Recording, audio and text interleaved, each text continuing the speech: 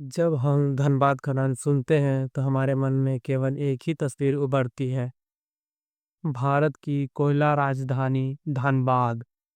एक ऐसा शहर जो देश को ऊर्जा देती है, जो विकास के पहियों को घुमाता है। चमचमाती अर्थव्यवस्था और की कहानियों के पीछे धनबाद की एक और सच्ची कहानी। यह कहानी है उस कीमत की जो धनबाद और वहाँ के रहने वाले लोग कोयले के लिए हर दिन चुका रहे हैं। आज हम बात करेंगे उस खनन की जो जमीन के नीचे से सिर्फ कोयला नहीं, बल्कि वहाँ के लोगों की जिंदगी, सेहत और भविष्य भी खोखला कर रहा है। हम जानेंगे कि कैसे कोयला आज के लाखों लोगों के लिए एक अभिशाप बन गया है। कल्पना कीजिए आप अपने घर में बैठे हैं और अचानक जमीन कांपने लगे, दीवारों में दरार आ जाए। यह किसी फिल्म का सीन नहीं, बल्कि धनबाद के झरिया, लोधना और केंदुआडीह इलाकों की रोजमर्रा की हकीकत है। यहाँ दशकों से हो रहे यह नियंत्रित और यह वैज्ञानिक भूमिगत खनन ने जमीन को अंदर से खोखला कर दिया है। इसे लैंड सब्सिडेंस या भूधसान कहते हैं।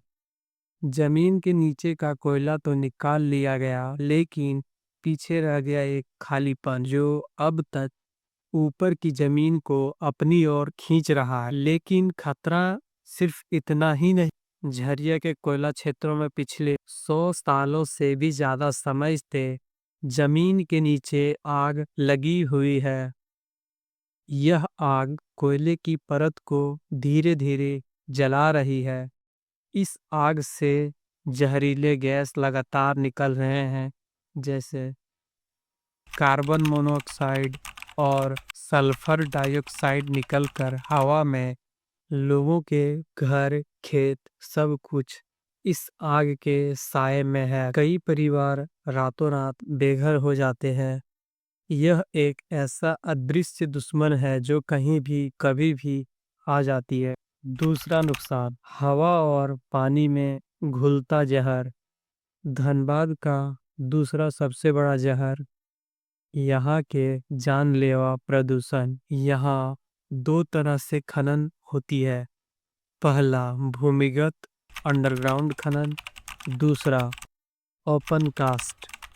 ओपन कास्ट माइनिंग में जमीन को ऊपर से खोदा जाता है। इस प्रक्रिया में भारी ब्लास्टिंग होती है, जिससे हर तरफ धूल का गुब्बारा छा जाता है। इस धूल में सिर्फ मिट्टी ही नहीं, बल्कि कोयले के बारीक कण भी होते हैं। भारी धातु जैसे पारा, सीसा, आर्सेनिक भी होता है। यह कण हवा के जरिए लोगों की सांसों तक पहुंचता है। नतीजा अस्थमा, टीबी, फेफड़े का कैंसर और सांसों से जुड़ी गंभीर बीमारियां यहाँ के घरों में आम बीमारियां बन गई है।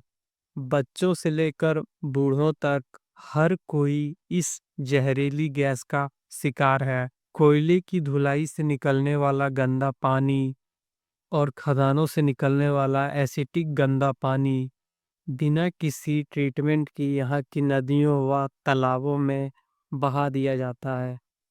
यह पानी लोग पीने और नहाने के लिए इस्तेमाल करने को मजबूर हैं। इससे टाइफाइड, हैजा, पीलिया और त्वचा रोग, जल जनित बीमारियां फैल रही है।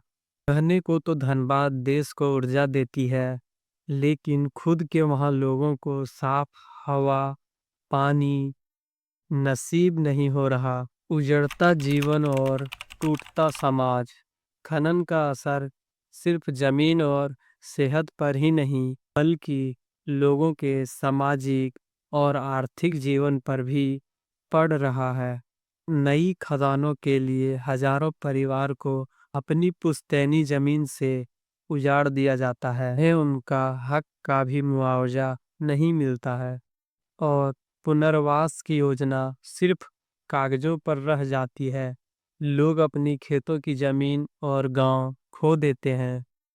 खनन ने लोगों के पारंपरिक आजीविका को खत्म कर दिया। जो जमीन कभी सोना उगलती थी, आज वह बंजर और प्रदूषित हो रही है।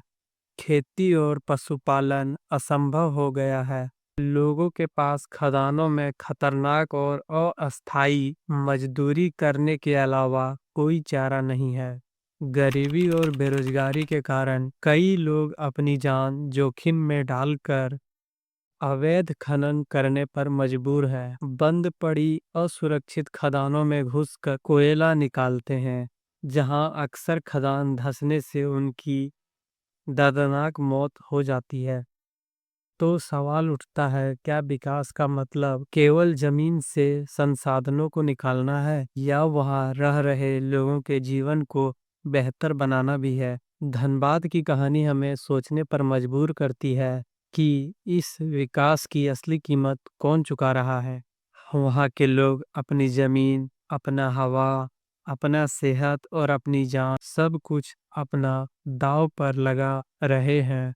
जरूरत है एक ऐसे खनन मॉडल की जो टिकाऊ हो, जिससे पर्यावरण की सुरक्षा और स्थानीय लोगों के अधिकारों को प्राथमिकता दी जाए। सिर्फ कोयला निकालना ही लक्ष्य नहीं होना चाहिए, बल्कि यह सुनिश्चित करना भी जरूरी है कि वहाँ के लोगों को एक सुरक्षित और स्वस्थ जीवन मिले। जब तक हम धनबाद के लोगों का दर्द नहीं समझेंगे, तब तक भारत की कोल राजधानी की चमक के पीछे का अंधेरा और भी ज्यादा गहरा होता जाएगा।